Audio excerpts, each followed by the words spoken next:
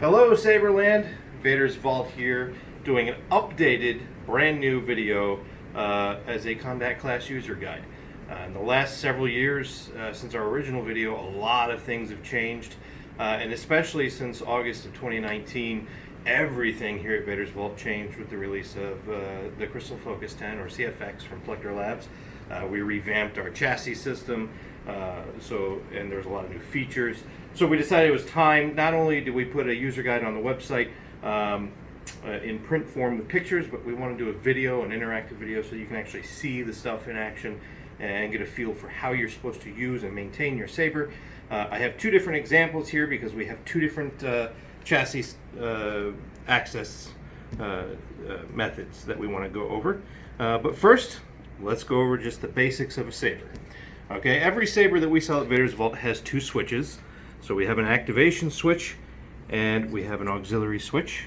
And a lot of combat class, it's the anti-vandal style switch here for the main switch and this little clicky guy here for the auxiliary switch. On some models we have the main switch and the auxiliary switch in line there, in different style switches, but it's same operation. It's just different locations, different styles. Each Saber has a blade retention screw, usually located up on the emitter somewhere near the top. On this Saber we've got it here.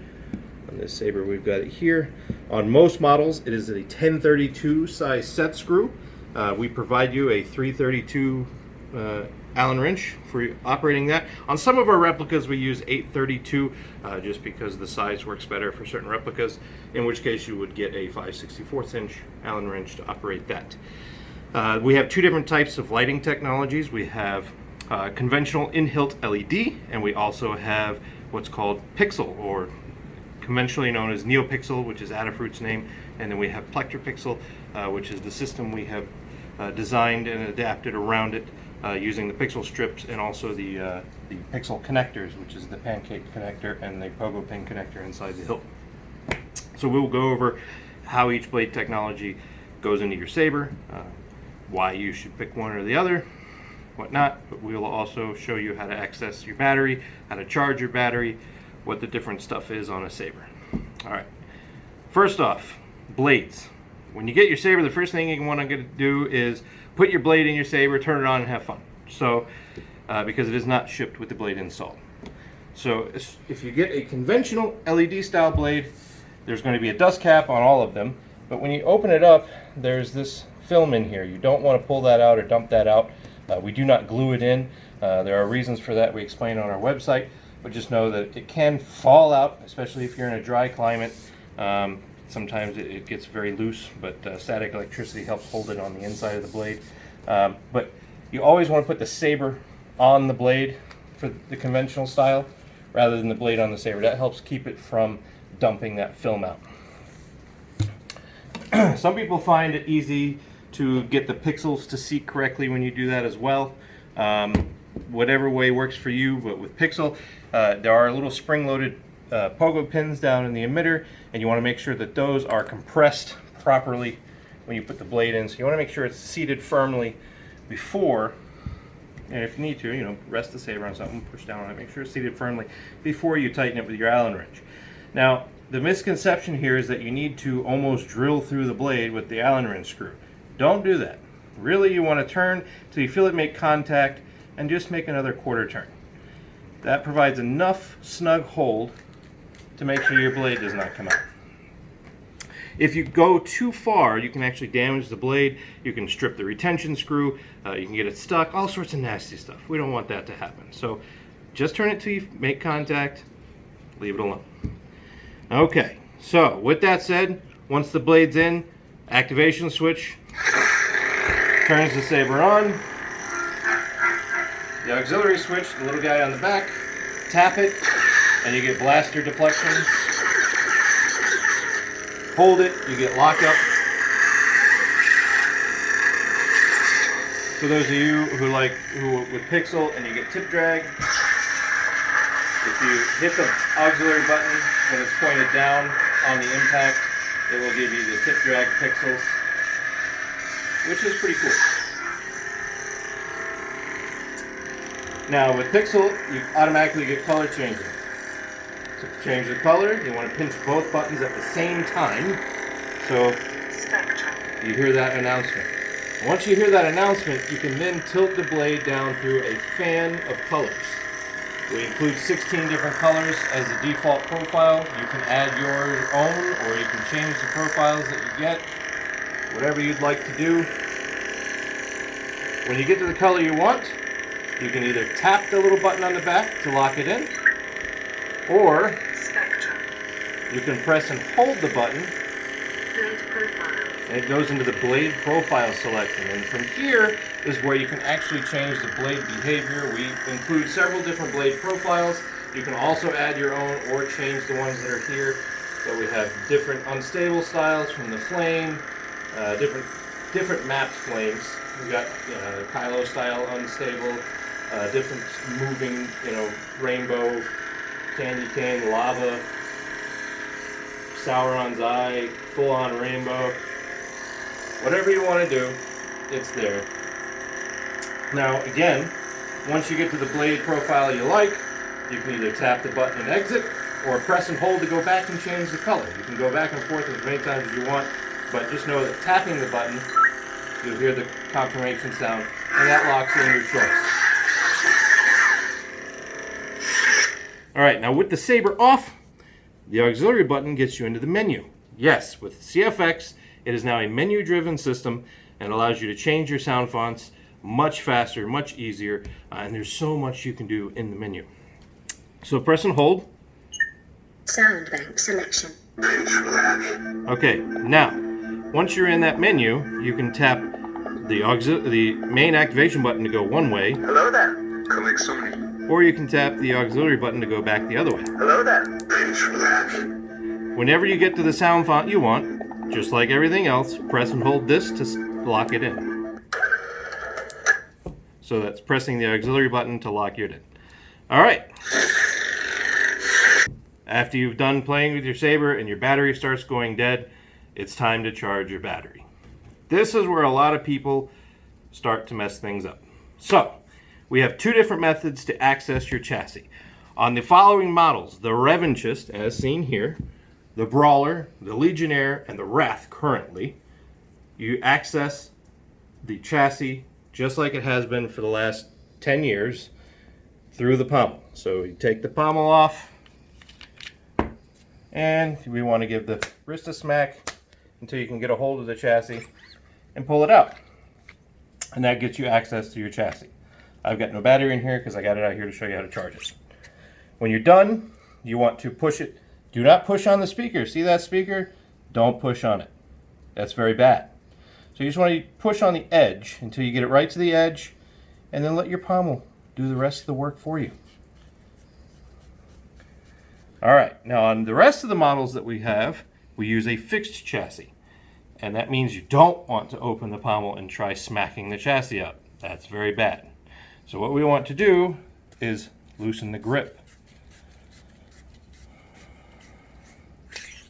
So you can slide the grip off, set it somewhere safe so it doesn't roll around, fall off the table and ding it and you get angry. Alright, so once you get access to the chassis here, your battery's sitting in here. Don't try to pry it out. Don't get some metal implement, crowbars, screwdrivers, buzzsaw, whatever. The battery is securely held in by the speaker pod here that screws in. So we want to just loosen it just enough to provide clearance for the battery. You don't need to take it all the way off. You just need to screw it a few times, just turn it a few times where you can see the edge of the battery, and you just want to roll the battery up and out from the back. Alright, see that? Or once you have your battery out, bring it over to your charger. Now we're going to make sure that the charger is set to the correct voltage. The chargers we supply have two voltages selectable by a switch. There's a 3 volt and a 4.2 volt. The batteries that we give you are 3.7 volt batteries, but they charge at 4.2 because they actually top off at 4.2. So you want to always keep this switch on 4.2 volts. If it ends up getting bumped over to 3 volts, you'll wonder why your Saber is always dead, and then you call me and I'm like, well, what is your charger set to? Because it needs to be on 4.2. Alright, so when you put it in a charger, positive side goes up towards the right in here. So you want to put it in, This light will turn red when it's charging. When it's done charging, it'll turn green. Now, sometimes lithium-ion batteries swell when they charge. So what you want to do is if it turns green, take it out, pop it back in. If it turns green, you're good and golden. Take it out. If it turns red, let it go. It needs a little bit more time. All right. Once your battery is charged, we're going to go back to the Saber, positive end towards the blade. So positive end first, slide it in, push it down at the back, hold it in, tighten this nice and snug. You'll hear it boot. You're ready to go. Don't over tighten it. You don't want to really do that. Just make sure it's snug. The battery, just as long as there's no movement in the battery and it boots, fine, you're good. Okay, a note on the chassis and the battery. And I did mention about not over tightening the speaker pod when you put the battery back in. And the reason why, and I'm going to show you, is when you screw this back in, the contact pin comes to that back wall. If you over tighten it, you run the risk of either denting or puncturing the back of this battery, and it will render the battery non-functional. So really, you definitely don't want to put too much pressure on it. Like I said, you just want to get it to where it makes contact and just a little snug to where there's no movement forward or backward in the battery, and it's good to go. You don't need to crank down on it because that could end up damaging the battery. Now that we have the chassis exposed, we're going to talk about the USB port. So the USB port's on the underside. It can be used with a wall wart charger and charged through the USB port. I typically like to swap batteries anyway, so I don't usually charge it with that. Plus, it's faster to charge with an external charger. At least it has been in my experience. But this also gives you the ability to connect to your computer to use programs like Rice, which is available on the Plector Lab site. We have links to it in the store. But Rice allows you to change all your settings real time while watching it and then saving it without having to take your SD card out. The USB port access also gives you access to the SD card contents, so you can quickly move fonts in and out without having to remove the SD card. A note about the USB-C port and charging and connecting to your computer. All right, this is a passive USB device, meaning the USB-C protocols that are on modern MacBooks and even some new notebooks do not communicate with the passive device. So if you're going to connect it to your computer, you need to make sure that you have the USB-C end on one end and a USB-A end on the other. This also goes for charging. So a lot of newer Android phones are coming with power delivery chargers, like this Samsung block that has a USB-C port on it. So you cannot charge with a USB-C to USB-C cable because this charger is going to want to talk to the USB-C device, and the CFX, it doesn't talk in USB-C. So keep that in mind. You want to charge, you want to connect to your computer, it needs to be USB-A to USB-C. And that will allow you to both charge and talk to your computer. For Mac users, that means you will have to get the adapter dongle, especially if it's a newer Mac, and then you'll be good to go there. However, should you want to do it manually, the old-fashioned way, and you want to get your SD card, it is actually in front of the battery, just like it was before. It's in that slot up there. You can kind of see it hiding above that solder pillow there. You will need tweezers to get to that, to both take it out and put it back in. But it's there should you want it. Now, before you make any changes, I recommend saving a backup copy to your desktop of your default contents. Now that you've made your changes, and hopefully you've made your backup copies before you made any changes, but just in case, as of today, July 7th, 2020, we are starting to ship Sabers with this handy-dandy USB key that plugs in your computer. It has the user guide on it, the printed version, as well as some helpful links to some of the Plector Lab stuff. It has the CFX full manual. It will have a copy of your backup files, the ones that it ships with, for your Sabers, so that you can have it nice and neat and safe. I know people have been asking for some all-in-one solution to these kind of things, and we're trying to provide. So not only will it ship with the standard Allen wrench and the battery and the charger and the blade that's appropriate for the Saber, but now it will ship with a USB-C, I'm sorry, not USB-C, but USB key for having a nice safe place for the manuals and your files. You can go to our website at vadersvault.com and see our resources page, which has a lot of the helpful links that will also be included in this. It has links to the Plector Labs manual, it has links to the RICE program, it has links to the ForceLink program by Dimitri, which is great for especially Apple users to be able to wirelessly connect to the Sabers and adjust things from there if you have the Bluetooth option equipped on your Saber. Okay, I mentioned Bluetooth as an option for connecting to your computer as an alternative option to the USB connection. Bluetooth is a wireless convenience option that you can choose to upgrade to and purchase during the configuration of your Saber when you're buying it. It allows everyone access to using the RICE program either with a Mac or a PC. And for you iPhone users, you can use the ForceSync app to use your mobile device to wirelessly adjust the settings on your Saber real time. It's just a great convenience option. The USB is already a great convenience option, but to do it wirelessly is really cool. So if you really want to use your Saber to the fullest, having Bluetooth on it is definitely the way to go. Okay, so after you've made all your changes, you've done any charging you want to do, it's time to put your grip back on. Make sure there's no resistance, and when you go to screw it on, just make sure it goes smoothly. If you feel any sort of resistance or grit or anything like that, back it back off immediately and check your threading, make sure there's nothing stuck in it, and just want to go and make sure it screws on smoothly there, and you're ready to play again.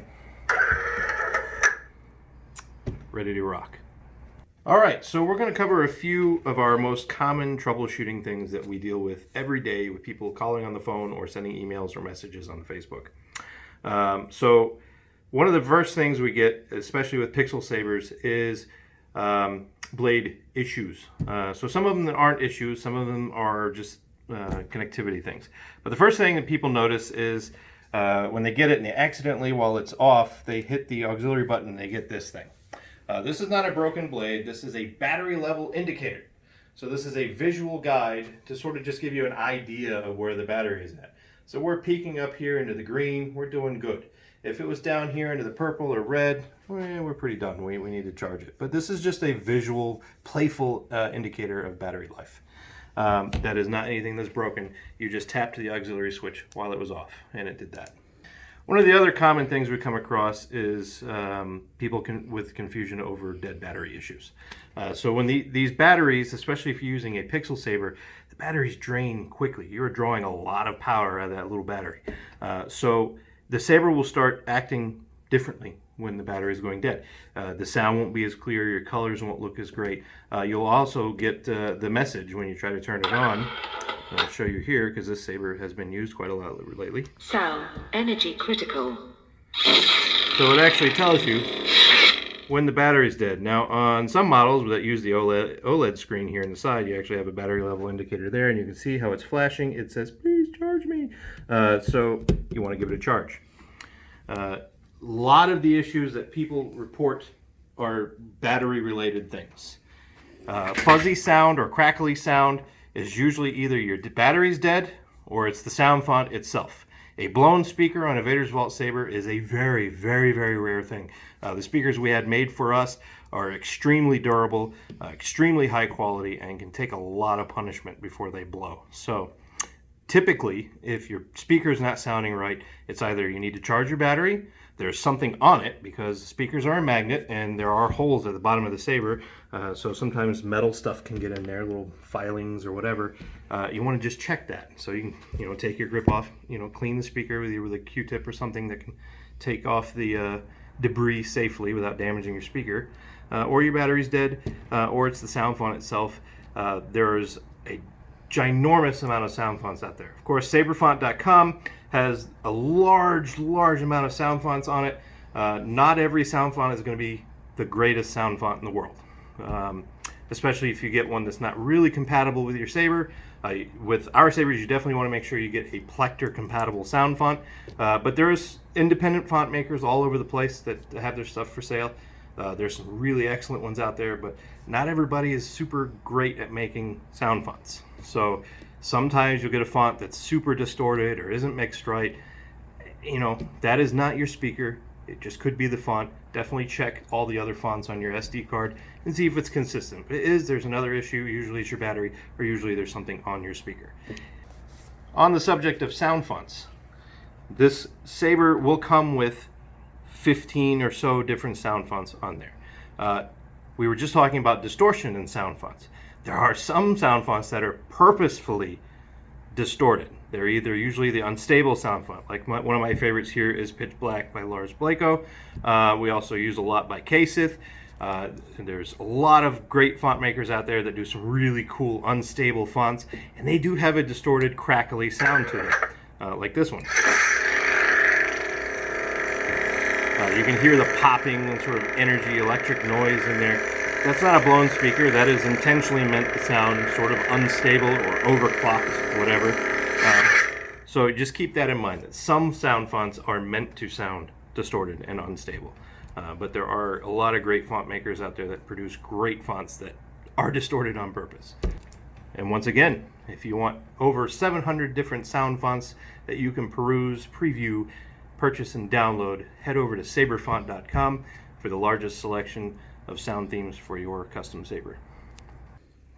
Okay, the other thing is, if you put the blade in and it either doesn't light up or it does weird things when it lights up, it gets pixelated, not to use a terrible pun there, but always take the blade out, make sure the retention screw is backed out enough to let you get the blade out. Make sure there's nothing in the Saber, make sure there's nothing stuck on the end here or anything, any debris or gunk on the pancake connector. And when you put the blade back in, make sure it's seated well, right? And then just test it. And if everything lights up, then tighten it down, and you should be good to go. But 99% of any issues that people have with Pixel blades are due to a poor connection or poor blade seating. The other thing about blades that you need to be aware of is once you get your Saber from us, it is set up from us for the number of pixels that is in the blade that it ships with. And that depends on what you order. If you just leave it standard, we ship with a 32-inch standard blade. It is set up to the 117 pixels that a 32-inch blade requires. If you are to later acquire a different blade, either from us or somewhere else, that is a different length, you actually have to go in and tell the CFX what length blade you have by adjusting the pixels. If you get a blade that's longer than the blade that you originally had, you will notice that there's a dead spot at the end of your blade, and it'll be like, what's wrong with my blade? Well, you didn't tell it that you got a longer blade. If you get a shorter blade, either like if you have a 2 Saber staff, that you connect together and you want shorter blades so you don't kill your ceiling fan, you need to tell it you have a shorter blade, otherwise you'll lose effects like your tip drag, and some of your other unstable effects won't map correctly. So you need to make sure you go in and adjust your number of pixels. Okay. The other common thing that we get is people not opening the Saber correctly. So once again, these 4 models, the Revanchist, the Wrath currently, the Brawler, and the Legionnaire, all open from the pommel, just like it has been for the last decade. Every other Saber opens from the middle and the whole grip comes off. If you are unsure, please give us a call Monday through Friday, 9 to 5, 470-839-2551. Or you can message us on Facebook. But please contact us for help before you do anything. We don't want you to damage your Saber, and if you open it incorrectly, you can cause some severe damage. So we don't want that to happen. The other thing that we would like to cover is some common navigation errors with the menu. So sometimes people get into the menu and they get stuck.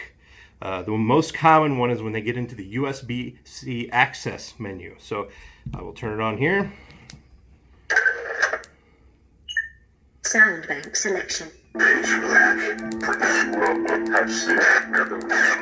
Aggressive. Audio player. SD card USB access. That one right there. If you go into that,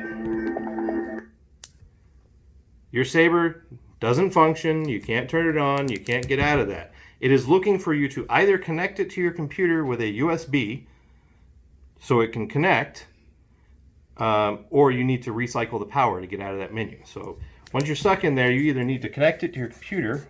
Hopefully that was your intent. If it wasn't your intent, it's no big deal. All you need to do is reset the Saber, and we do that just by loosening that speaker pod to break the connection. You saw the indicator light go off there. Retightening it till you boot up, and it boots up into the last font that you selected. No big deal, all good. So those are the most common things that we come across that people freak out over, and usually they're no big deal. So we just wanted to cover some of those in the video. Obviously, if you have any other things that you need clarification with on your Saber, you can reach us on our Facebook page, or you can, like I said, call us here at the shop. There's usually somebody always here answering the phone, Monday through Friday, and we'd be happy to help you out.